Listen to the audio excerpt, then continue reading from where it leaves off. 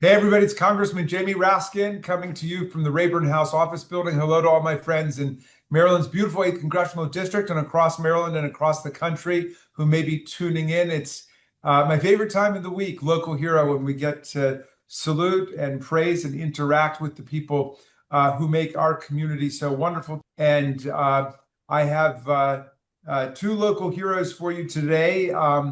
The board chairman of the Community Advocacy Institute, Dr. Jeffrey Johnson, and a graduate of the Institute, Datrina Davis, who works with the Community Advocacy Institute.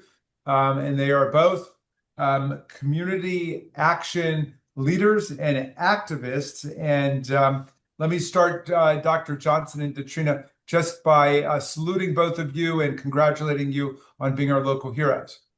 Thank you. Thank you, Congressman. Let me just say a word about the Community Advocacy Institute. It's a free program that teaches moderate income residents of Montgomery County basic advocacy skills, and it provides hands-on opportunities and training exercises for how to engage in advocacy for change in the community and for issues of concern that are important to the participants. It's an 8-month program. It includes workshops focused on the best practices for engaging government and elected officials using strategies like storytelling, research, letter writing, and public testimony. The workshops are led by Community Action Board members, and they feature local advocates and policy experts as well as elected officials. Now, Dr. Johnson is the president and the CEO of the National Partnership for Community Leadership, which tries to strengthen the service capacity of public and private agencies and to empower low-income parents and young people through training techniques.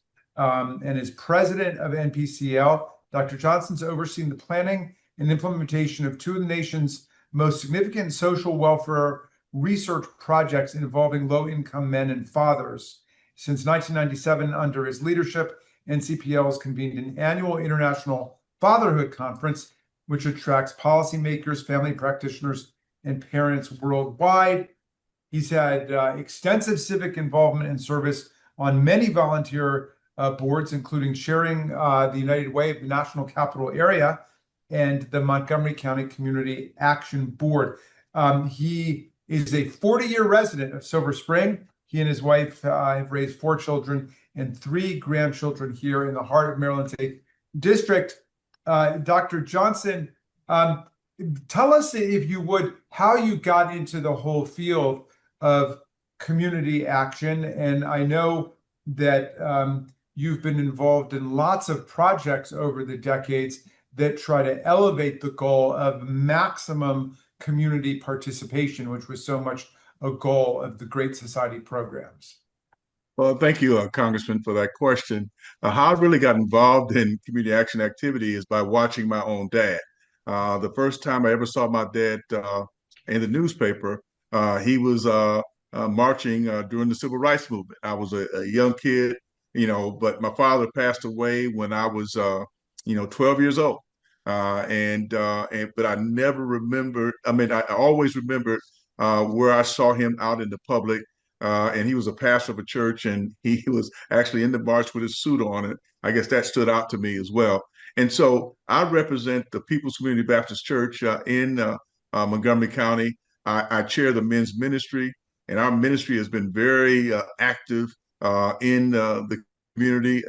I've been serving as chair of the men's ministry for 19 years, and I was appointed by our church to serve on the Community Action Board. And so, and this is consistent with, who I am. I've been an advocate for strong families. I've been a strong advocate for low-income residents, and economically challenged individuals for most of my career. That was my background. And so, in many respects, the things that I'm doing with community action are a reflection of what I received when I was trying to determine what I want to do with my life, and really saw the benefit of that in my own life, and wanted to make sure that all residents will have an opportunity to be empowered and to be optimally engaged in what happens in their community. And the Community Advocacy Institute really does provide the gateway for doing that. Well, that's awesome. Datrina, so this is Datrina Davis, who's a graduate of Community Advocacy Institute, but Datrina, you also work as an institute ambassador, right? You help plan the programs and interview applicants and lead discussions, and you mentor and work with the participants. But you yourself graduated from it. Tell us the story of how you got involved in it and what were the kinds of skills that you were able to build by participating in the Institute. Absolutely. So I actually was introduced to the program through a colleague of mine who told me that she felt like this would be the perfect place for me, as I've always been a little bit outspoken when I see things that I feel like need to change. And so I applied, went through the interview process and was selected. And thankfully, I was able to join one of the cohorts. During my time in the program, I think what I really learned was how to really prepare myself for public speaking. I felt like I always was a good speaker, but it's a little bit different when you get in front of a panel of people. And so I feel like the program provided me with the skills and the tools that I need to really be able to get my point across versus putting in all of the extra things that we sometimes think are important, just learning how to hone in and get to the real important issues and drive your point home in order to convince people that the things that are important to you are important to the rest of the community. So that you were trained in how to like testify publicly before Absolutely. county council or the state legislature or Congress. Yes. Yeah. Yes. Was that? It sounds like that may have been your favorite part of the whole. It was because everybody gets nervous speaking in front of people, but so I think that's why that was along with the connections that you make, the networking opportunities that you have, and meeting like-minded people, and even connecting with some of our speakers who come in to help provide us those tools. So that's so wonderful. Well, so you got a lot out of it. Yes. Did it change where you were headed educationally or professionally in your career? Or yes and no. So I work in housing, and so I've always been passionate about that.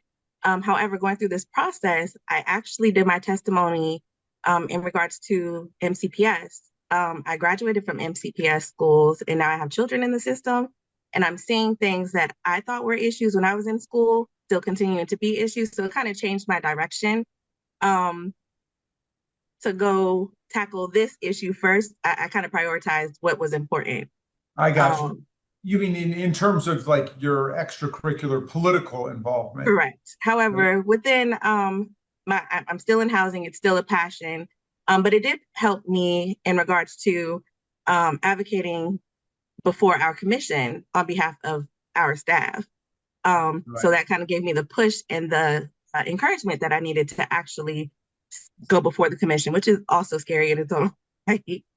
All right. So, but now you were presumably into it so much that you've hung around to help out other people who are getting into the program, to recruit people, to interview people, and so on. Who do you recommend it to? Like, who is it recommended for? And then what are the things you use to draw people into it?